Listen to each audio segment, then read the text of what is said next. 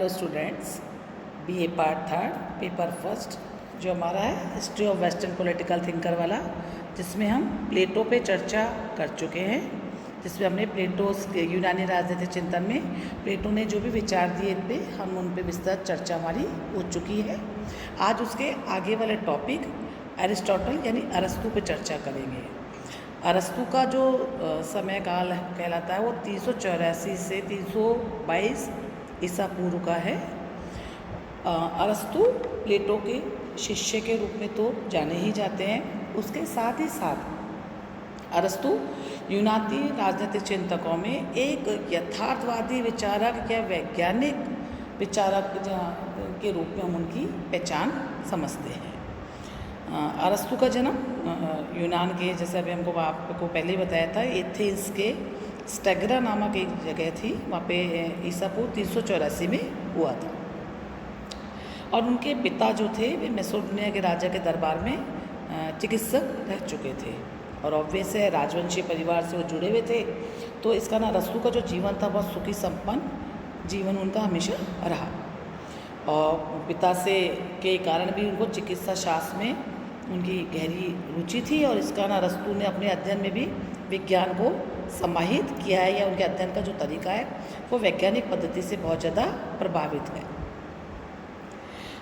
प्लेटो का जो प्रभाव था, जो उसके अरस्तु के गुरु थे, वो उनके मानव मस्तिष्क पर लंबे समय तक वो चिकित्सा पद्धति से नहीं जुड़े रह पाए। उसके पश्चात वो प्लेटो के कारण 18 वर्ष की आयु में ही वो एकेडमी, जो प्लेटो की विश्व प्रसिद्ध एकेडमी थी, उसमें वो विश्वविद्यालय तो उसमें भर्ती हो गए और करीबन 20 वर्षों तक, जब तक प्लेटो का देहांत नहीं हुआ, वो अकादमी में वहाँ से उससे जुड़े रहे। लेकिन जब प्लेटो का देहांत हो गया उसके बाद उन्होंने अकादमी को त्याग दिया और उसके बाद वो अगले 12 वर्षों तक अरस्तु अलग अलग प्रकार के कार्य करते रहे। इस बीच वो मकदूनिया के जो शासक थे सिकंदर, उनके शिक्षक बने और उसके परामर्शदाता के रूप में उन्होंने लंबे समय तक काम किया। उन्होंने बहुत जगहों पर सिकंदर के साथ में यात्राएं भी करी। अरस्तु ने सिकंदर को इस बात को बता दिया था कि यूनानियों का नेता और बर्बर जातियों का स्वामी सिकंदर बन सकता है। और यहाँ पे एक बात इम्पोर्टेंट भी कि सिकंदर ने भी उनको पिता तुल्य आदर दिया और लंबे समय तक दोनों का साथ बना रहा। इसी बीच एथेंस में प्लेटो की जो अकेडमी को जब उन्होंने त्याग दिया तो उसके पश्चात उन्होंने एक लाइसियम जिसको हम कहते हैं नाम के एक विश्वविद्यालय की स्थापना की और वो 12 वर्षों तक उसके हेड ऑफ द डिपार्टमेंट भी रहे। यहाँ पे भी अरस्तु के साथ में बहुत अलग अलग के अरस्तु को अपने विरोधियों के षड्यंत्रों का सामना करना पड़ा और एक लंबी जद्दोजहद उनके जीवन के अंदर रही। अरस्तु के बारे में अगर हम उनके जीवन परिचय में जब हम चर्चा कर रहे हैं तो ये देख रहे हैं कि अरस्तु एक अद्भुत विलक्षण प्रतिभा वाले व्यक्ति थे और उसका एक कारण ये था कि अरस्तु ने अपने मात्र राजनीति पर नहीं सिर्फ दर्शन शास्त्र पर, अभी तो चिकित्सा शास्त्र पर, ज्योतिष शास्त्र पर, या उनके समय जितने भी विषय थे प्रचलित थे उन पे अनेक ग्रंथ लिखे। अगर हम मोटे तौर पे देखें तो अरस्तु के द्वारा लिखे हुए जो ग्रंथ हैं उनकी संख्या लगभग 400 के आसपास बताई जाती है। और उनके जो सबसे महत्वपूर्ण ग्रंथ है जिसे हम पॉलिटिक्स के नाम से जानते हैं, यह एक बहुत महत्वपूर्ण ग्रंथ है जो राजनीति को उन्होंने लिखा है। और उसके अलावा भी साहित्य पर, तर्कशास्त्र पर, भौतिक विज्ञान पर, शरीर विज्ञान पर उन्होंने अनेक ग्रंथों की रचना की है। अरस्तु के पुस्तक पॉलिटिक्स पर चर्चा करने से पहले हम ये देखेंगे कि अरस्तु की अध्ययन पद्धति किस प्रकार की थी। अरस्तु को हम पहला राजनीतिक वैज्ञानिक के रूप में जानते हैं और उनके जो गुरु थे प्लेटो, जिन्होंने आदर्श राज्य की रचना करी थी, उनका जो समस्त अध्ययन था वो कल्पना प्रधान था, या यूटोपियन जिसको हम कह सकते हैं।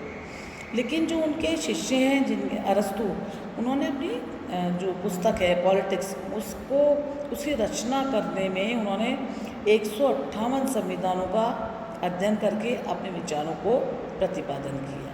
तो इस प्रकार से हम देखते हैं कि अरस्तु ने अपने गुरु से बिल्कुल उलट वैज्ञानिक पद्धति का अनुकरण किया। साथ ही साथ अरस्तु ने सबसे एक महत्वपूर्ण जो योगदान है कि उन्होंने सर्वप्रथम राजनीति को अन्य समाज शास्त्रों से, अन्य जो सोशल साइंस के जो विषय हैं उनसे अलग करके एक इंडिपेंडेंट, एक स्वतंत्र शास्त्र डिसिप्लिन का स्थान प्रदान किया।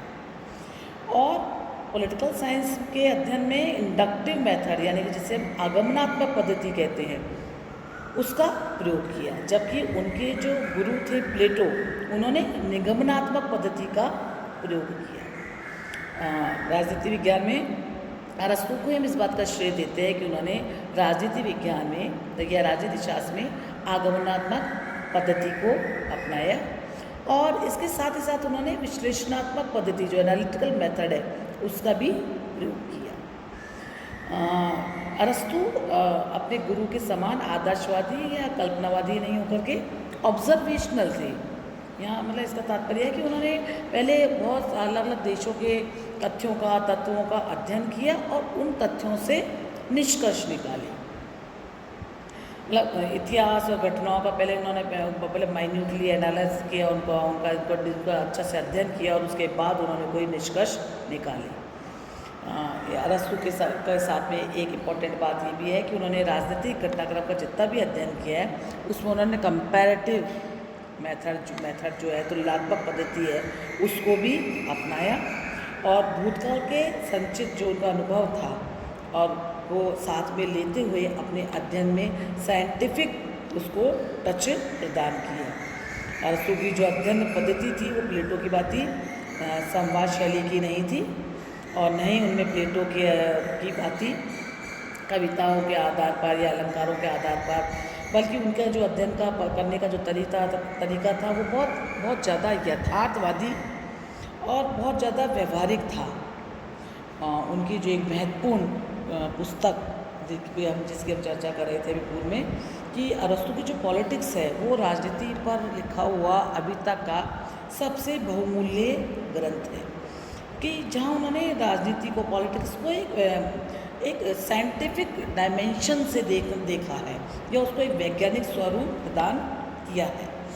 और ये उसके लिए उन्होंने जो भी तात्कालिक सामाजिक व्यवस्था थी या जो भी उस समय जो पॉलिटिकल सिस्टम या पॉलिटिकल सिचुएशन जिस प्रकार की थी उनका गहन अध्ययन किया और उसके बाद अपनी पुस्तक में, और जो उनकी पॉलिटिक्स पुस्तक है उसमें उन्होंने उनके वैज्ञानिक ढंग से उनको प्रस्तुत किया है।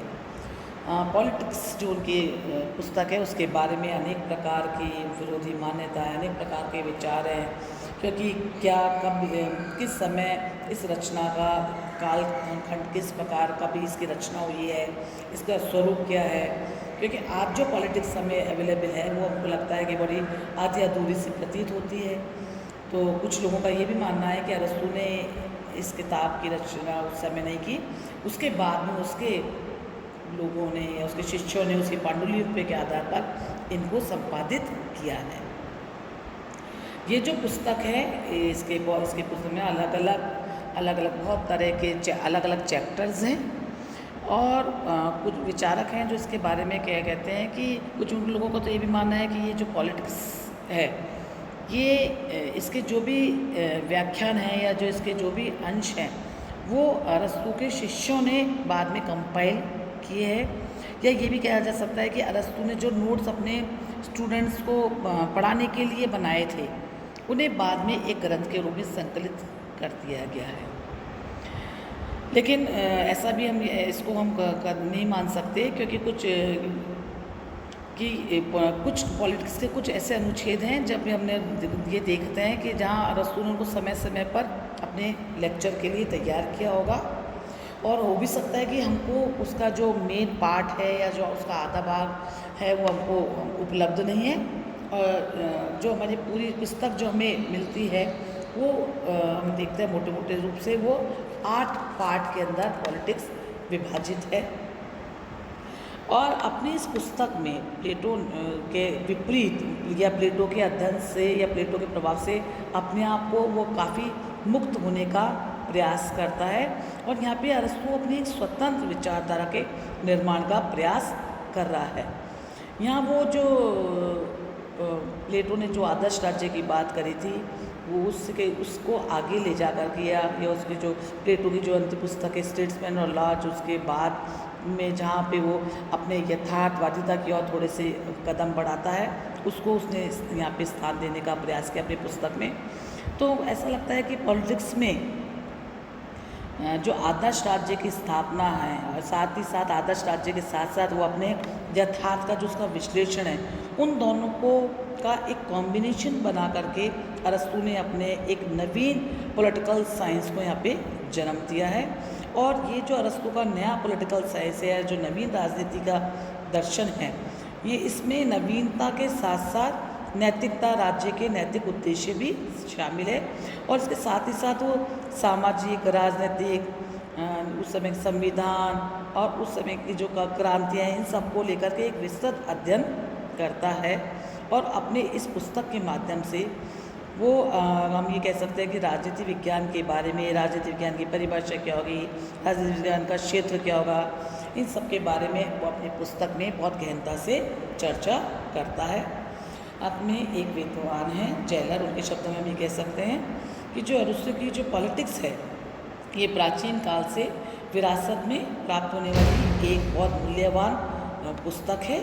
और राजनीति विज्ञान के क्षेत्र में उनका एक ये अनुभव योगदान है। और इस पॉलिटिक्स ने ही अरस्तु को आज के आधुनिक पॉलिटिकल साइंस के में एक महान विचारक बना दिया है।